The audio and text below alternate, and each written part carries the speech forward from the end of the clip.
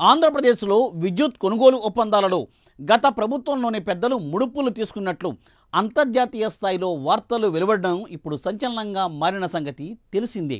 దీనికి సంబంధించి మాజీ సీఎం జగన్పై ప్రత్యర్థులు తీవ్ర ఆరోపణలు చేస్తున్నారు.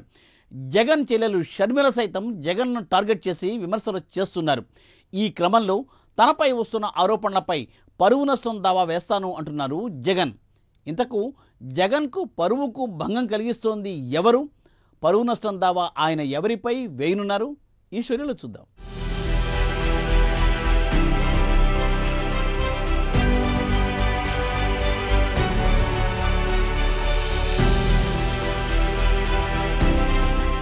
అంతర్జాతీయంగా సంచలనం రేపిన అదానీ కంపెనీ ముడుపుల వ్యవహారం ఏపీని కూడా తాకిన విషయం తెలిసిందే. అమెరికాలో తీగలాగితే ఏపీలో డొంక కదిలింది. విద్యుత్ కొనుగోలు ఒప్పందాల్లో భాగంగా ఏపీలో ముఖ్యులకు ముడుపులు చెల్లించినట్టుగా అదానీ చెప్పినట్లుగా అమెరికాలో కొన్ని సంస్థలు పేర్కొనడంతో ఒక్కసారిగా సంచలనమైంది. దీంతో అన్ని రాజకీయ పక్షాలు జగన్పై విమర్శలు చేశాయి. జగన్ చెల్లెలు షర్మిల కూడా జగన్పై తీవ్ర స్థాయిలో విరుచుకుపడ్డారు. అయితే రాష్ట్ర వ్యాప్తంగా చర్చనీయాంశమైన సెకీతో ఒప్పందంపై వైసీపీ అధినేత జగన్ స్పందించారు. ఈ వ్యవహారంపై విలేకరుల సమావేశం నిర్వహించి మరీ వివరించారు. ఏపీ చరిత్రలో అతి తక్కువ ధరకు విద్యుత్ అందించేందుకు సెకీ ఆఫర్ ఇచ్చినట్టుగా చెప్పారు. అంత మంచి ఆఫర్ ఎలా తిరస్కరిస్తారని చెప్పిన జగన్ ఈ వ్యవహారంలో తనపై తప్పుడు ప్రచారం చేస్తున్నారని మండిపడ్డారు. తనపై తప్పుడు ప్రచారం ఆరోపణలు చేసే వారిపై పరువు నష్టం దావా వేస్తానంటూ ఈ సందర్భంగా జగన్ హెచ్చరించడం ఇప్పుడు చర్చనీయాంశమైంది.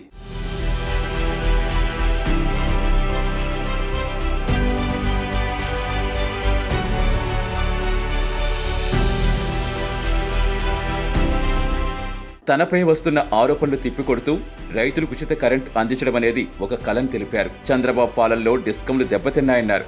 చంద్రబాబు రాకముందు డిస్కంలకు 29,000 కోట్ల బకాయిలుంటే చంద్రబాబు దిగిపోయే నాటికి ఈ బకాయిలు అప్పులు కలిపి 86,000 కోట్లకు చేరినట్టుగా ఆరోపించారు. డిస్కంల మీద ప్రభుత్వం మీద భారం పడకుండా రైతులకు ఊరట కలిగించాలనే ఉద్దేశంతో తమ ప్రభుత్వం సోలార్ పార్కుల ఏర్పాటు కోసం టెండర్స్ పిలిచిందని జగన్ చెప్పారు. 2020 నవంబర్లో ఏపీ గ్రీన్ ఎనర్జీ కార్పొరేషన్ ఆధ్వర్యంలో టెండర్లు పిలిచామని, ఆ టెండర్లో యూనిట్ ₹2.49 నుంచి ₹2.58 మధ్య సరఫరా చేసేందుకు సుమారుగా 24 బిడ్ల వరకు దాఖలయ్యాయని వివరించారు. అయితే చంద్రబాబు దానికి అడ్డుపడ్డారని జగన్ ఆరోపించారు. ఈ క్రమంలోనే 2021 సెప్టెంబర్ 15న కేంద్ర ప్రభుత్వ సంస్థ సెకీ నుంచి లేఖ వచ్చిందన్నారు.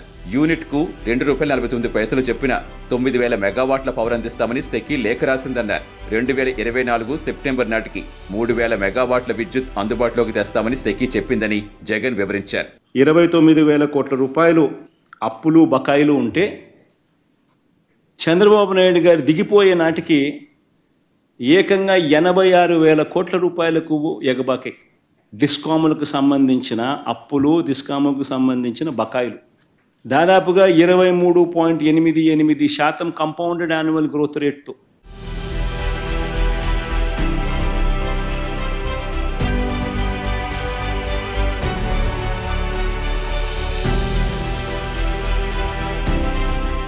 అప్పటి వరకు ఎవ్వరూ ఇవ్వని రేటుకు సెకీ ఆఫర్ ఇచ్చిందని జగన్ పేర్కొన్నారు.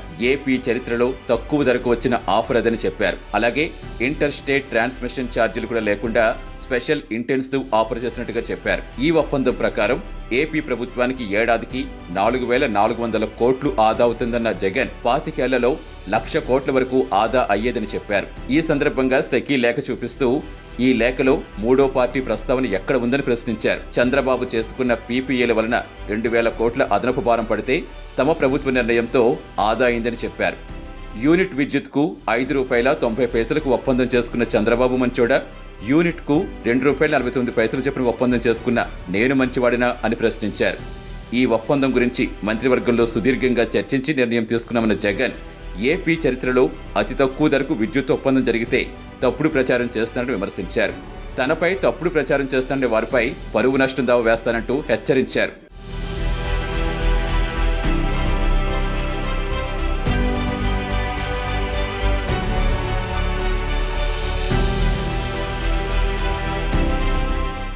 మరోవైపు అదానీ జగన్ అమెరికా కేసు వ్యవహారం సుప్రీంకోర్టుకు చేరింది. అదానీ జగన్ ముడుపుల వ్యవహారాలపై దర్యాప్తు కోరుతూ విశాల్ తివారీ అనే వ్యక్తి సుప్రీంకోర్టులో పిల్ వేశారు.